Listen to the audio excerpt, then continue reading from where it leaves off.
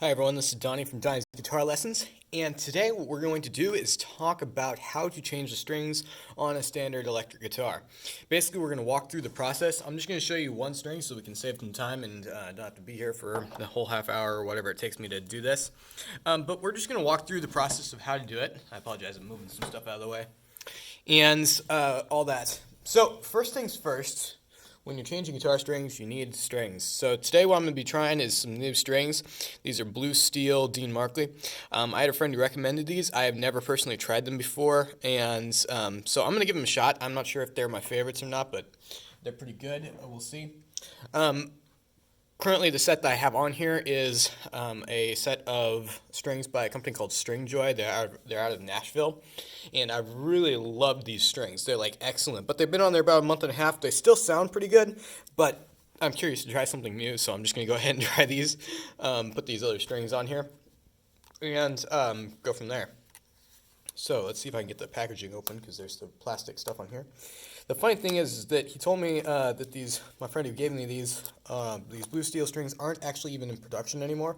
So you're probably gonna have to go and use Stringjoy or Elixirs or something like that. Personally, Stringjoy is my favorite. I had the 10 gauge on here, but he was able to get these special edition Blue Steel strings, which have been cryogenically activated off of eBay. And so we're gonna give them a shot, kind of see what's going on, and see if they're worth what he paid for them and what we got them for. But we'll give them a shot. So what I'm going to do is walk you through the process. First thing, now that we have the strings, we have our little deal here. This has a little thing on there so we can turn the strings, and then we have the clippers. So these are useful. So let's go through the process here. So first things first, we got to remove some strings. So I'm going to go ahead and I pluck the string. Sorry, I got all this dirt and stuff on here. But we pluck the string and loosen the string down. I always pluck it first so I can hear which way the string is going. If the string is going up when you're turning it, then you better stop because you're going to break that string. So you pull that out here, and then we get that side out. Now, with an electric guitar like this has a stop tail down here that is pretty simple. Sorry for how rough it is. Basically, when you go through here, it just feeds right out the back. That's as simple as it is on this guitar. I mean, literally, once you pull that out, you just get rid of that string. And then, normally, I'll change 2 strings at a time, so I'm going to go ahead and take off the 5th string too.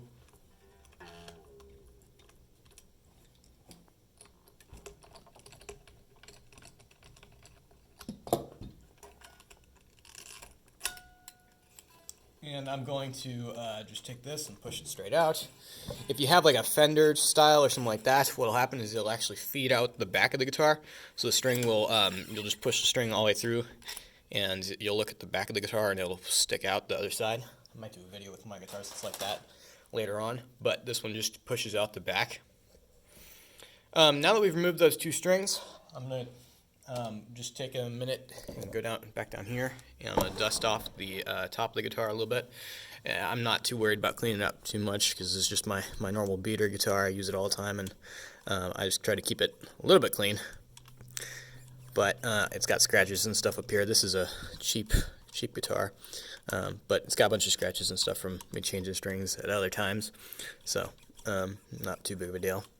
Take this, I'm just going to wipe down the fretboard. I cleaned it up more last time on the fretboard. It's still got some junk on here though, but using some fretboard conditioner or something like that next time maybe will help me get it cleaned up a little bit more.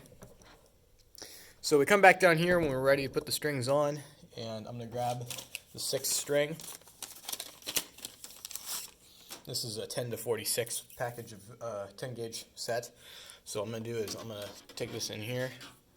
I use 10 gauge on this guitar, and then 9 gauge on my other, like my Fender style guitars and stuff like that. So you saw I just fed it straight through. Not rocket science. You just pull it up. Once we come down here, now here's the part that I found really useful. That I found out just a little while ago. When you go to put a string through, you put it through with the tuner. And then when you go to do this, first of all, you want to have some slack on it, so you don't want too much on the 6th string, but you kind of have to play with it a little bit. Normally, I shoot for about 2 turns around the tuner peg when I tighten up the string, And at least on the 6th string, you can add more as the strings get smaller, because you don't want them to slip. But with the 6th string, it's probably not going to slip too much, especially once you tie it the way I'm about to show you. So you take it and you feed it through, and then you feed it down through this direction again here. And you see what I'm doing is I'm just putting it underneath the string I'm currently got on here, and I have it bowing towards the direction that I'm going to tighten the string. So when I go place it in here, I want this loop to go that way because I'm going to be tightening the string, and I want the string to wind in that direction. So when I go put it right here, I'm going to guesstimate a little bit how much I have here, and then I'm going to pull up, tighten it up a little bit, pull back this way. So I'm folding it over right here, push it down a little bit, and then fold it around the tuner just like that. And I can pull on it just a little bit from both directions to kind of keep it tight. Now what I'm going to do is I'm going to hold on to this string here. I'm going to tuck it underneath the 4th string right there just a bit.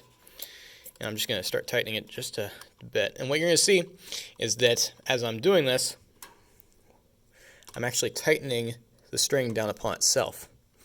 This is going to keep it from coming loose later on as you're doing this, and so you'll see that as I tighten it up here, we'll see if I can get to the right angle. You'll see right there the string goes underneath itself because of the way it's turned. I'm also going to try to feed that down over here, get lined up properly. So you'll see right here it's gone because I looped it under and then pulled it around. It's now it's going to be holding itself in place. So as I tighten up the string to my E, sometimes I like doing this guitar half a step down, but I'm going to tune it to standard today. So tune it up to an E, see on the Snark tuner right there, and then we're good to go. So we're a little bit sharp.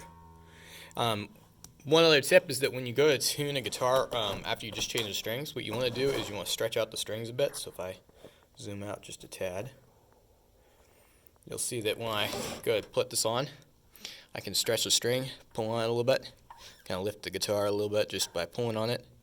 And what that'll do is then my note's going to go flat over here, and then I just tighten it up again.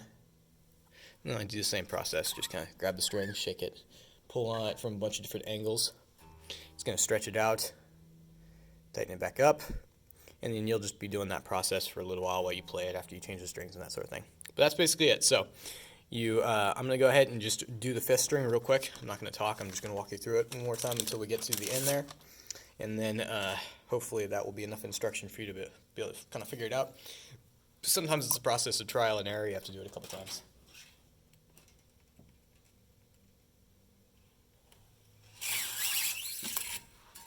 Okay, so there's the 5th string.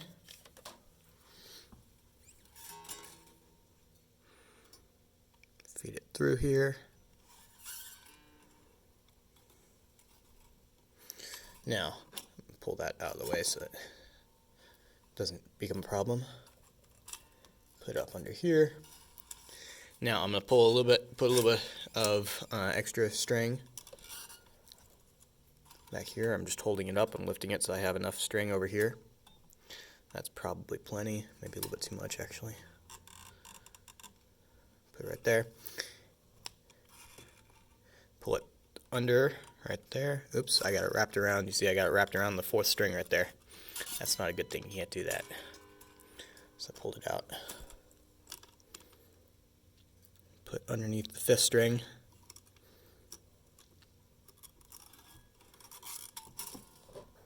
It's a little bit of a balancing act playing with this, so you get used to it over time, but I still sometimes struggle with it a little bit. Okay, so you got that there. I got some slack, and I'm going to feed just a little bit more through because I think I got too much. And then pull it over, twist it around. Okay, so we got this nice notch right there. I'm going to tighten it up just a little bit to start holding it so that it'll start holding itself in place. And then once I get that done a little bit here, I'm going to take the string, I'm going to push it down, like hold it down with my index finger right there. That way, when I go to tighten up the string, it wraps underneath this initial bind, this initial wraparound. I'm going to make sure it's seated properly right here. If you haven't done this in a while, you might put some graphite in there. I did that last time, so I'm not too worried about it.